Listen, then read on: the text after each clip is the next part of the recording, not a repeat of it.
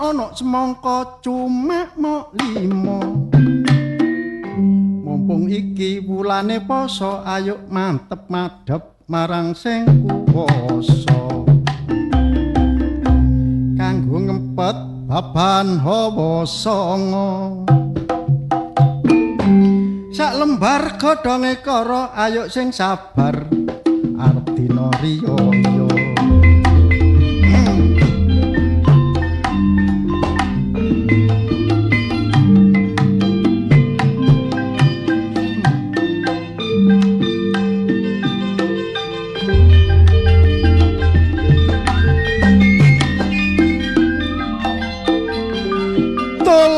Tolor kita sedaya nek jal restri anom lan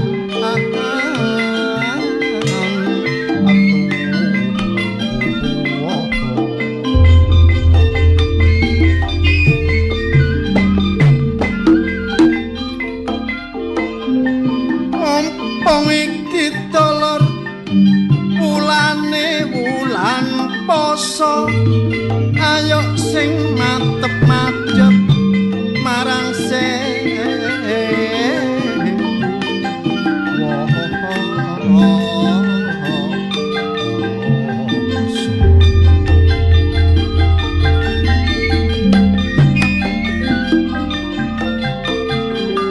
ngailing ana tolor yen ana imbalan iku yen wis teko ra kena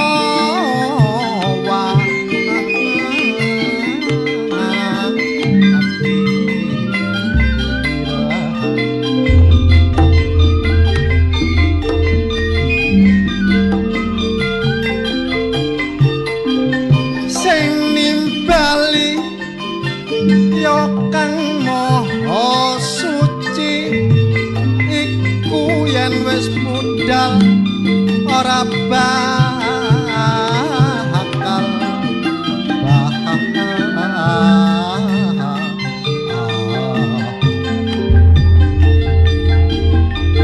tumpakane kereta Jawa rudane papat rupa manungsa ujukane mlebu wong nek tanpa bantal tanpa keloso turu ijen dulur gak ana rewangi sebab omahe gak ana lawang usuki ra anjang-anjang diuruki lemah bareng disiram ya namung semanten hitungan kula mbok menawi lepat porong ke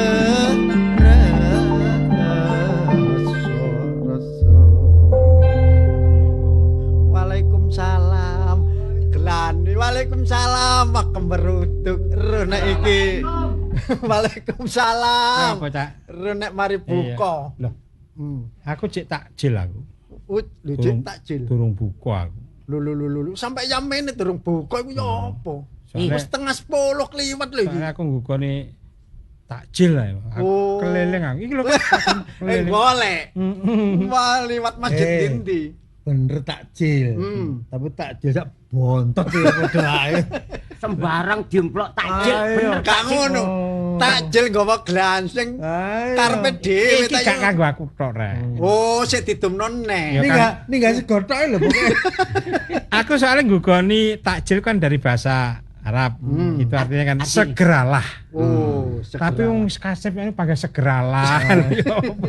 wis jam tengah 10 kliwat Ya sik takjil itu segera untuk membuka, artinya membatalkan puasa. Itu. loh. Nah, tapi wis pirang jam itu. Hah? Ya, Ya pada- kan sampeyan jelas gak mangan. wong kadang-kadang ngene lho, wis takjil iku kan ya wis pembuka, artinya wis buka. Nah, tapi wong nek durung mangan sego anggapane durung buka. Kok gak sabil iki. Lah iki tak kene sapa iki rek? Ana kolok. Oh, kan. Ana telung kresek ngene ya apa iku? Tekon diae ngono. Karepku tak gentekno kok digawe sahur ngono rek. Aku kira dhewe ya. Sabil ya. Iya. Ya jam 5 sore. Terus menjelang buka. Keliling deh. Go gelas sing. Nang gang-gang. Adem takjil kok. Lah iya biasa kan embong-embong ngene iku. Iku wis tak jadwal. Oh. Tak skedul dina iki ya toh. Dina iki mappinge rono. Ya. Dina iki meneh mappinge rono. Lah kok wingi ketemu insap. Lah iku lho Kak anu iku wilayahku sampean leboni. Nek isap aku dhewe isap. Nek isap apa? Nek tol Simo dengan mandek. Oleh to? Iya. Ngetan titik. Nek kene mana ngulon mana? Balik neh. Balik mana? Kok durung ngono aku balik muter maneh. Sampe ana sing wis toto-toto. Iya. Ditoto-toto aku lewat. Cek durung dikekno. Mulai balik maneh. Tau balik ping 5 durung dibuka. Lah tak nemoni. Sing terakhir kauban ya. Enggak ngono. Bolak-balik kan kok durung buka. Bareng ketok buka insap mandek tak lirik. Mandek tumbas pinten cak insap lho. Maksudnya durung dibakekno, sik nang mobil sik ditoto. Tibane wong dodolan, Kliru wong dodol takjil. Nek kepingin oleh akeh, yo liwat nek nggone Karangpilang ngulon. Iku kan daerah industri. Akeh pabrik biasa iku kene pembagian takjil iku wah sak ngawul sampe teko lebu. Nek sampean pengalaman yo. Ketara sering liwat. Lah aku nek moleh kan liwat ke. Ketarane biasa grebek iki. Tibake menem-menem wong telu iki pemburu takjil. Aku sampai apal lek oleh daerah Jalan Iko Majen Sungkono iku sing akeh tak berupa makanan ringan. Iya. Terus Jalan Kutai iku sing akeh takjil Roti. buah. Ngono aku apal. Ngajak anak peno-peno liwat kono. Pernah pesen sing ndi? Gak ngono. Tapi Kok yang iso sampai patut ero disyukuri isine adalah barang. rasa keikhlasan umat manusia itu ya, terutama muslimin ya, itu kan meningkat. Kan tas-tas iki ya, baru gak tarung tahun 10 tahun terakhir lah. Satu dekade itu orang beramal takjil itu luar biasa. Iya luar biasa. Biyen kan gak ono. Pancen nek dibanding barek biyen cak pendi, sik cilikanku yo rasaku gak patek ono. Ya pertama karena dulu ekonomi ini belum merata. Ya, kondisi. Sekarang ekonomi sudah membaik, kondisi wong nyebut gawe wis akeh kayane mau berbuat baik. Tidak hanya takjil tok, Cak. Sing diarani Jumat berkah saiki. Nah, itu dia betul. Alhamdulillah. Tapi nek posoan ngene iki Jumat berkah ya gak ono, Cak. Ya apa sih maksudmu? Lawan Gak ono wong wis posoan. Ya karepku Jumat berkah aja berupa panganan. Nah, ganti apa, Cak? Amplop sak isine. Ya ngene, orang-orang kan jarine Pak Ustadz, orang yang mau memberikan orang untuk buka puasa, iku pahalane jari podo. Antara jarene sunah iku nek dilakoni oleh pahala. Gak dilakoni gak Ono pemberi takjil, wah sak sabil kebetulan aku kenal. Alhamdulillah sak sabil kalau wong kei takjil tiang-tiang sinten niku Cakno Cakdi. Alhamdulillah berkah ini. Padahal Cakno Cakdi gak poso. Alhamdulillah kula ngekei anu sedekah hal sing poso.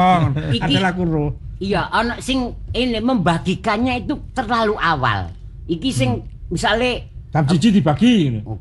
Ya gak jam 1 cah iku beduk. Maksude biasa maghrib katakan maghrib iku setengah 6. Paling enggak jam 5:15 iku karena apa? Manfaate wong lewat iku langsung buat buka. Segeralah. Tapi ana jam 4 iku wis dibagekno. Nah, itu. Terus apa yang enak iku? Akhire jam 4 digomole tembangan yo. Ya timbangan kekno nang omahe po. Nek tak buka ngono. Apa? Jam 4 ya dhek mubeng kudune kan jam 6 dah mulai buka ya. Iku jam 3:30 sore akeh mokel dhek. Maksudnya sing bagekno apa jam 4 kok dibagekno. Lah ya jagane wong mokel sore. Oh ngono ta. Ya, sing penting ku anu deh kita Ya apa meningkatkan keimanan kita. Nah, Masyarakat di sini meludruk, ya penggawean menghibur, ya menghibur saja. Ya gak menghimbau ngelihat tok awak dhewe termasuk ya bisa nglakoni ibadah puasa dong ini bulan Ramadan iki. Kita bersyukur karena kita masih diberi panjang umur, diberikan kesehatan, isok ketemu bulan puasa di tahun ini. Aku tekad Ramadan iki gak atik mokel aku. Wah, percaya. Gak mokel gak poso. Nek kepingin oleh bagian takjil wis gak perlu rono-rono. Nang Masjid Peno iku lak ya biasae nek wulan-wulan poso ngene iki kan mesti ana takjil supaya mbek jamaah. Dan kanggo pendengar RRI, terutama pendengar Ludruk, ojo kuatir, masih bulan Ramadan, RRI tetap siaran Ludruk seperti biasa. Cuma jamnya agak berubah sedikit, kira-kira ngenteni acara wajib sih nggone RRI. Tetap mengudara. Tajwid itu. Ya, jadi tetap bisa mendengarkan siaran Ludruk RRI Surabaya walaupun durasi ini gak panjang. Tapi kan tetap program liya tetap ono penyiaran Ludruk. Yes, mengucapkan selamat menjalankan ibadah puasa kanggo pendengar kabeh Cinta Ludruk. Ya semboyane ya. Iya, aja lali semboyane. Sekali di udara tetap di udara. NKRI harga mati. Pro 4 RRI Suara Budaya Surabaya.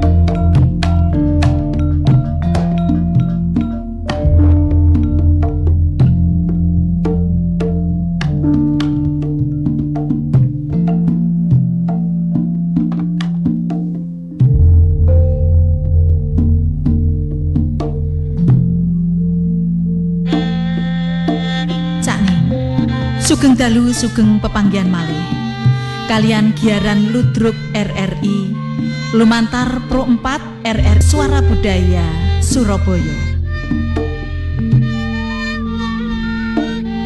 Produser Sukasih SE. Produser pelaksana Afnani Hawari SPD MPD. Ketua Purbandari SSN. Ide cerita Cak Insaf. Sutradara Cak Insaf. Dalu niki ndamel lampahan Tobat seri setunggal.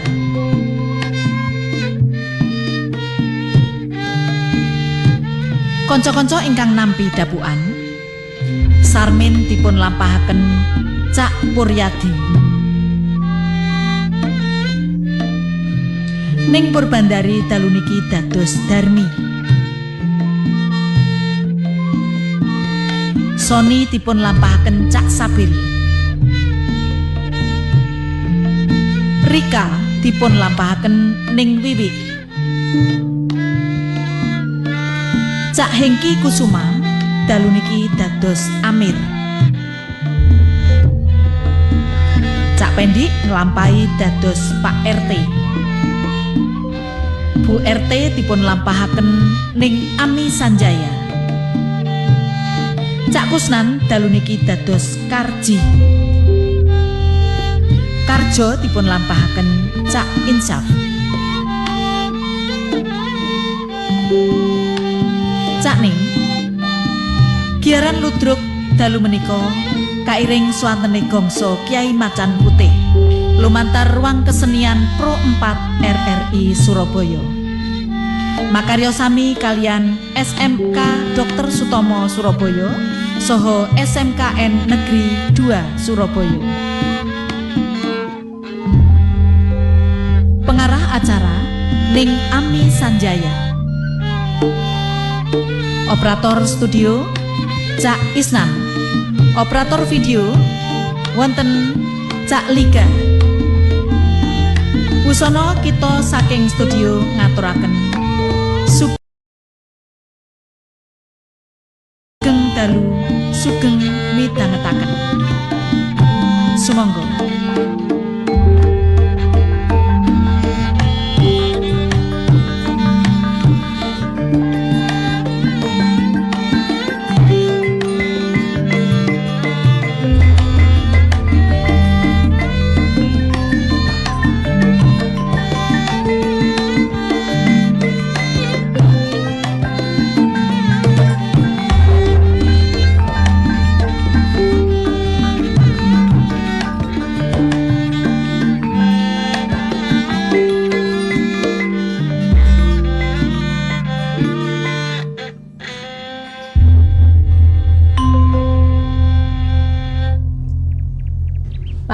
Iya. Lah Yo alhamdulillah Bu.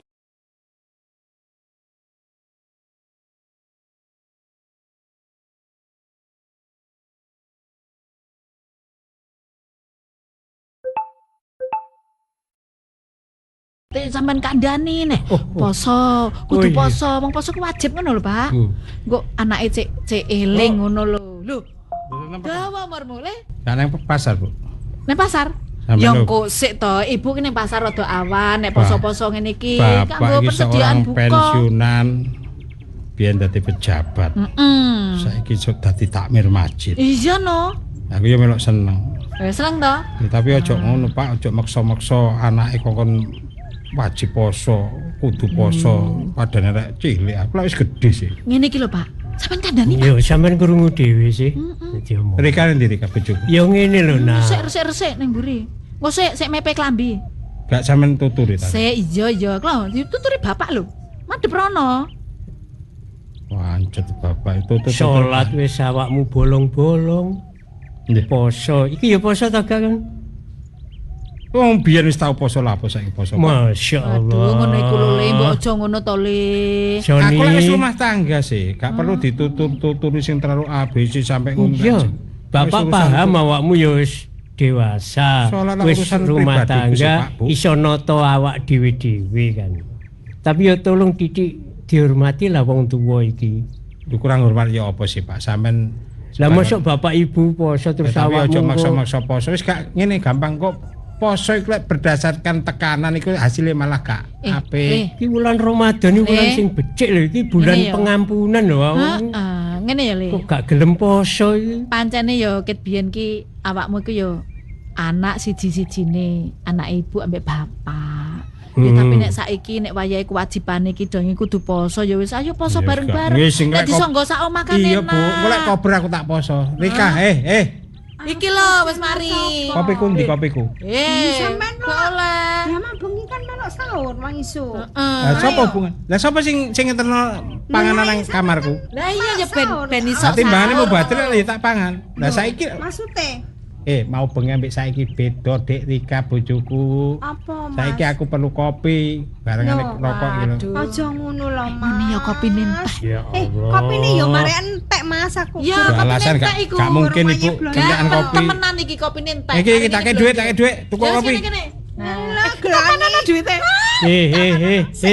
Son, Kene duwite. kon gak poso. Ya gak apa-apa, tapi tolong dihormati orang-orang yang berpuasa. Hormat gerak kepada orang yang berpuasa. Maksudnya tidak begitu, Nak. Awakmu nek mangan ngombe aja nduk ngene sembarangan, Gun. Ya. Lah iya. Kudune sing gak poso ngurmati sing apa sing poso ngurmati sing gak poso, Pak. Ya saling menghormati lah. Lah nggih Ibu, bapak niku lho, Mas Soni lho. Ya iku lek koper aku tak poso, lek koper tak poso. Ngarepe aduh gak sukan. Sampeyan paring sik, Bu. Sampeyan paring sik. Lho kok enak iku mau wis ditokno ya. Mas, iki wis. Mas, wis tak poso ae belajar lah Mas. Lek poso aku lek koper tak poso meneh. Ya tak blonjo sik ya. Ya tak blonjo sik. Ngene carane, Pak. Aku tak blonjo tapi engko mulai tak rodok sore-sore. Engko arek cek ngenteni. Iya kayak persiapan. Nek gak ngono kok gak tau poso, Pak. Wis ben. Ya Bu. Ya wis sampean budal. Ya. Wis ya, Pak. Assalamualaikum. Waalaikumsalam.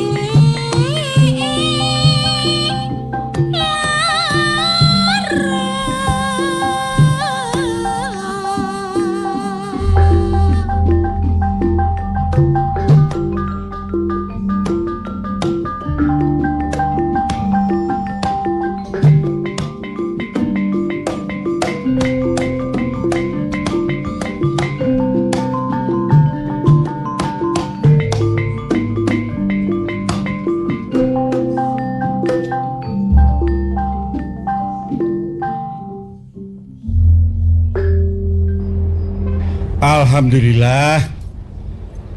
Kok cek rame ini dengarin tuku mikir. Kira-kira wong dalam bulan Ramadan wong arepe 1 bulan puasa mendekati hari Idul Fitri omahe kira-kira dipipik ngono. Disyukuri. Cuma isono Pire iki, Mas? Pembeli papat kah aku sing ngedoli kabeh iki. Si Tumbas. Oh, nggih. Ini ki Tumbas cat. Cat. Nggih. Cat napa? Cat dinding napa cat besi? Cat dinding. Cat dinding. Warnane Nggih. napa? Warnane napa yo? Sik tak eling-eling dhisik. Warna napa? Koyoke warna putih teh. Neh, Koyoke warna putih, Pak. putih. Heeh. Kok sampean Tumbas piyambak mboten enten sing anu? Oh, dikengken Bapak. Oh. Ini sing 5 kilo napa sing 1 kiloan napa sing 20 kiloan? Sing gede. 20 kilo. Oh, sing sedeng ae wis. Oh, sing 5 kilo mau. Heeh. 5 kilo. Yang kualitas A apa kualitas B? Kualitas A. Kualitas A. Nggih. Nggih. Sampeyan kula pilihaken sing sae nggih. Lho kok sampean dhewean pegawe pundi? Enten pegawai kula. Pegawai 2. Karji. Niku Hah? niku nang ndi? Loh. Sampeyan butuh kali Tumbas cat apa butuh pegawai kula ya? Ya Tumbas cat, Pak. Kok sampe takon pegawai niku? Nggih sakno soalnya sampean dhewean. Oh, biasa ya. Pegawai niku urusan. Nggih, sing penting pokoke cat ini sampean beto. Oh, nggih. Sampeyan kuat ngangkat iki. Kuat. Numpak napa niku? Pedaan dhewe. Oh, sepedaan dhewe. Ana keranjange sisan. Tebih jenengan. Nggih. Tebih. Wah, soal hati-hati. Sik, kula tanggal. Nek senggara sampean tebih saking tuku kula. Mereka ngenten tuku cat apa tuh basing niku? Murah soalnya ning kene. Murah nggih? Nggih. Tolong sampean sampean napa? Warak-warakaken ten tiang-tiang. Lek Oh, tumbas nggih, cat ten tuku mriki. Nggih. Biaya perseni nggih. Walah jek tuku pisan ae njaluk persen sampean niku. Wah. Ya wis, Nggih. tak mantuk dhisik. Nggih, matur nuwun nggih, matur nuwun. Lah iya nek arek loro karji karo karji nang ndi? Cek tak golan.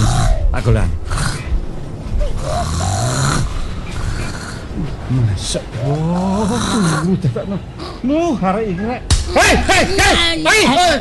Hei! Bos, Juragan, bos. Ji, ngaget kula mawon sampeyan niku. Kainane wong turu sampean niku. Wong turu. kok niku dadi apa nang kene iki? Lho. Kok gak enak nang wong turu lho. Sampeyan pun lali ta. Kula kaji kali karjo nggih pegawe. Lah kok turu? Lah, niki kan poso. Nyuwun sewu, Bos. Niki kan poso. Lah Niki nggih. keadaan Weteng luwe nggih. Aku wis ngladeni pembeli ana ping 5 lho. Niki wau. Lah napa sampean doli niku? Lho. Lah kok gak ono ya arek loro iki? Ya kan balik nak ngoten. Nggih. Ya no. Kok balik? Nggih kan balik. Kangen balik sampean ngomong pegawe ku sik poso. Hei dhewe. Nggih. Ya napa sih? Nyambut gawe iki gak ono urusane karo poso. Tapi kula ning ngelak, Bos. Kok nek gak gelem sregep nyambut gawemu, wis mengundurkan diri kamu. Loh, kalian THR. Nggih, Pak. Lho, ki wayahe kata THR. Aja awakmu, Cok. Oh, ngene iki kontok ae.